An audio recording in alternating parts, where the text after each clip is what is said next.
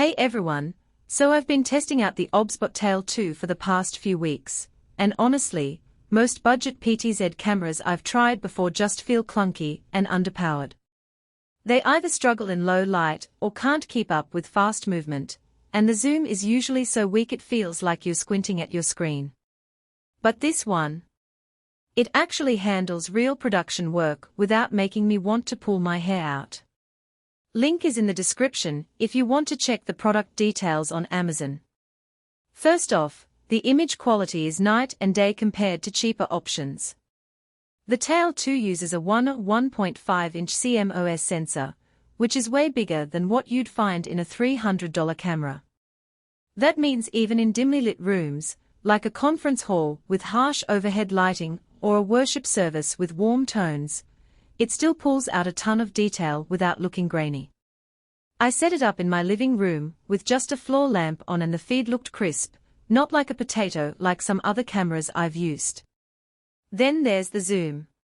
Most PTZs in this price range give you maybe 4x or 5x optical zoom, but this one does 5x optical plus 12x hybrid. I tested it during a live event where the speaker moved from the podium to a table across the room. I could zoom in smoothly without losing focus, and the image stayed sharp even at full extension. No weird digital artifacts or focus hunting like I've seen with other cameras. It's the kind of zoom you'd expect from a $2,000 broadcast camera, not something you'd find under $1,000. The AI tracking is where this thing really shines. OBSBOT's AI Tracking 2.0 can follow multiple people at once, something most competitors can't do without glitching or losing track. I set it up during a small workshop where 3 people were moving around, and it kept all of them in frame without me having to constantly adjust. Even when someone stepped in front of another person, it didn't get confused. That kind of reliability saves so much time during live streams or recordings. Another thing I love is how versatile it is. It's not just a webcam, it supports SDI, HDMI, IP, and USB 3.0 outputs. That means you can use it with OBS, vMix, Zoom, or even connect it to a switcher like an ATEM Mini. I've used it in 3 different setups now: a Zoom call, a live worship stream, and even a small conference where I fed the signal to a projector. It handled all of them without any issues. And the 5,000 mAh battery. It lasted through a full 8-hour event on a single charge, which is way more than I expected. Gesture control is another nice touch. You can wave your hand in front of the camera to trigger preset positions or start tracking. It's not perfect, sometimes it misses if the lighting is too dim, but it's a great way to quickly adjust shots without fumbling with a remote.